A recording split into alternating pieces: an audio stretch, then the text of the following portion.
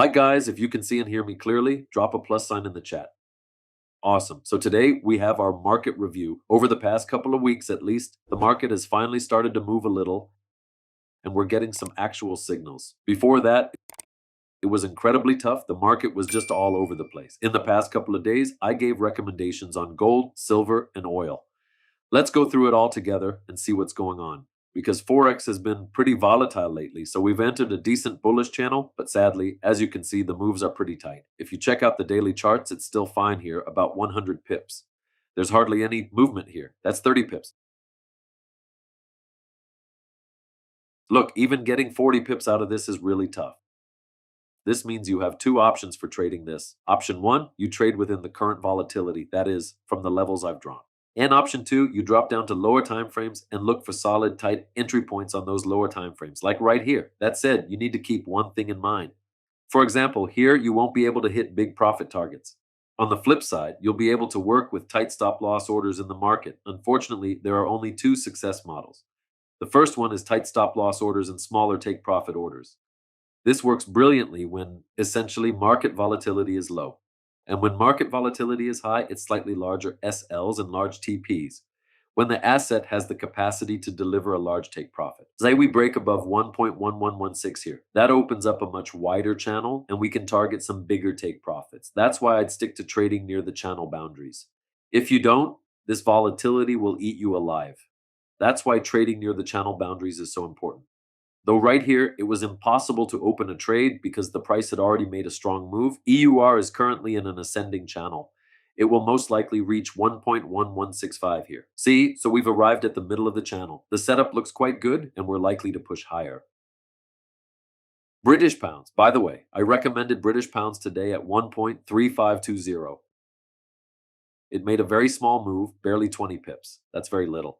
But if you look at it right now, GBP has a very strong level. GBP looks much stronger than EUR. Just look at the GBP setup. See, we are trading right near the April highs. Now look at EUR. We are very far from the April highs. See the difference? Here we are extremely close, within about 100 pips, while over there we're 300 pips away. Essentially, EUR is currently much weaker than where GBP is trading. Here's the level you can use to look for entries. Basically, even if we get a big impulse bar up toward 1.3650, that's still 100 pips. GBP is opening up some solid upside potential here for a continuation higher. Now gold. I gave a gold setup today at 43.95, and I really like gold. Here's our first level. Keep a close eye on this one. This is the main level the price attempted to retrace from.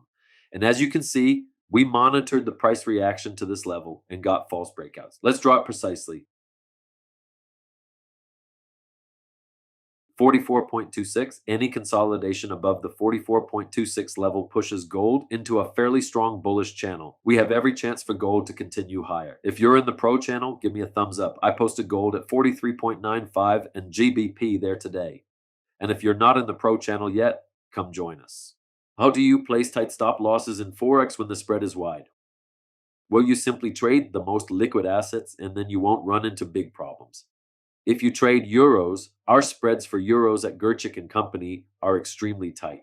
Sometimes the spreads are literally zero. So those in the pro channel can confirm this. I can show you, here's my yesterday's trading homework. If you're not in the pro channel yet, jump in. 43.95. No. The price didn't go up and down near it. I pas skew at all. I always do my homework in the evening, so I keep a close eye on how the assets are behaving. So, how is silver looking? Silver was actually one I didn't recommend trading because there wasn't a clean setup. Even though silver is also in a strong bullish channel, we could still see a pullback. See, the previous key levels worked really well. From there, the price just shot up 25% to 30%. All right, let's move on. You can actually trade silver. Let me show you.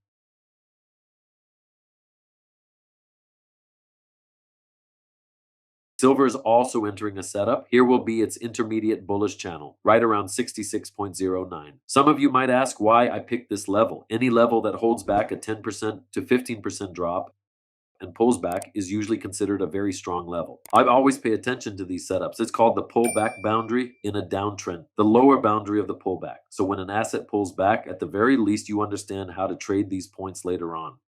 So if the price consolidates above 66.09, as we saw, it could signal a strong buying opportunity. And then you need to switch to a lower time frame. See and check what's happening there.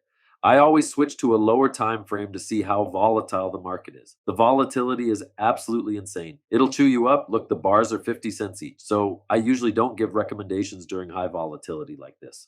Crude oil. All right, oil was at 88.25.85. Essentially, oil made a 60-cent move, pretty decent. That's almost a 4-to-1 reward to risk ratio. The standard stop loss on oil is roughly around 12 to 15 cents. S&P 500. We're currently range bound. Here's our S&P 500. There's nothing particularly interesting on the S&P 500 right now. Good. Now for the Japanese yen pairs. By the way, I recommended the yen pairs. We just saw a massive intervention in the yen, but here's what I want you to know. If you look at the Turkish lira, all these interventions end up getting completely bought back out. Unfortunately, they achieve absolutely nothing over time. See, look here. We can check out the CADJPY price. There was a final buyout bar. Almost the entire intervention was bought back up.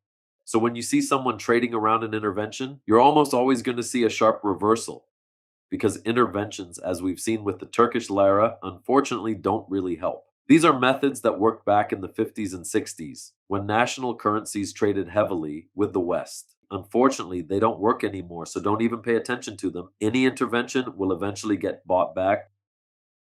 Now, I like CAD. I think the Canadian dollar is going to fall. I'm going to recommend the Canadian dollar right now. Needs 1.39. Oh, look at that. There was a really good level here. We opened a trade with AUD. I didn't recommend yesterday because we were hovering right around here, so I held off. We entered a decent bullish channel. Okay, let's take a look. Just a second. You should ask them, what's the point of spending money on interventions if they don't work? Unfortunately, these methods stopped working a long time ago. We see interventions on the Turkish lira every 3 or 4 months, and they achieve absolutely nothing. All right, okay, this is GBP JPY. I would keep an eye on this level. How you draw your level is extremely important. All right, you asked about the Canadian dollar. Well, first of all, I wouldn't enter here. See, 39.08. I want to see how the price approaches it. There needs to be low volatility. You most likely haven't taken my courses, that's for sure, because you wouldn't be asking that question otherwise. I only enter when there is low volatility. If we approach 39.08 on low volatility, there's basically nothing to worry about here. It's only 6 pips. But if we pull back to this level, I would place a stop loss order behind 1.3915, or even right here. That's a 10 pip stop. That is very small for the Canadian dollar, which easily moves 40 to 50 pips. That's 2 cents. The volatility shows that even if you hide your stop loss here, it's 17, and here it's 9 pips. That's a very tight stop loss. I trade probabilities, so I stay away from setups where the stop loss would have to be too wide. What else do we have here? NZD. Okay, nothing interesting there. Let's also check what's going on with Tesla. It feels like Tesla is about to get crushed. Everything just looks bad for Tesla right now. See, while the S&P 500 is standing still, a lot of individual stocks are starting to get dumped. Here's a good one, by the way, Apple. I would short Apple right here at $302. Very strong level. Here it is. I'll recommend it in the Telegram channel right now. I really like Apple for shorting. By the way, in the Pro channel, you can get a trial Pro subscription for €1 for a week. All right, Apple, 302 short trade. See, everything is live in real time. What else do we have? Let me check.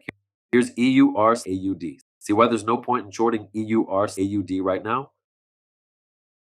Let me show you. Because ahead on EUR AUD, although 50 pips is actually decent, the only thing is that it has already covered quite a distance today. High volatility and a wide stop loss order. But if this were the beginning right here, you could take it. If this bar hadn't already covered 50 pips today, since that's more than half of its ATR, there's no point in touching it. Yeah, Yuri and I didn't manage to buy natural gas in time. Bitcoin, here's the level. They think both Bitcoin and Ethereum are going to drop, honestly. As for everything else, crypto. Let me check your questions 1 second. What about Bitcoin? I'm expecting a drop there, and I feel the same way about Ethereum. It feels like there won't be anything good in crypto for now. Everyone has gone on vacation and nobody is passing the Clarity Act yet. And even that is debatable. Nobody really knows what will actually be inside the Clarity Act when it comes out. Dave Inc. stock. Okay, let me pull up Dave stock. Someone asked for Dave stock. Yeah, I like Dave stock. Let me show you another interesting stock real quick. There's a really strong level at 300. The only problem is the stock just made a very sharp move. I would keep an eye on it because of that sharp move toward a strong level. It's very possible there could be a false breakout there, but I always share everything live on stream. If we creep up toward the 300 area today and close as close to 300 as possible, there will likely be a strong short setup. Let me show you something. I came across a really interesting asset today. Here it is. EMBC. We had this one on our watch list. Look at that. High of 5.11. See how much accumulation there is here? We missed it slightly. Of course, we should have taken it even lower, but keep an eye on it. After a sharp downward move, it doesn't go down but starts pulling back. All right, my friends, have a wonderful day.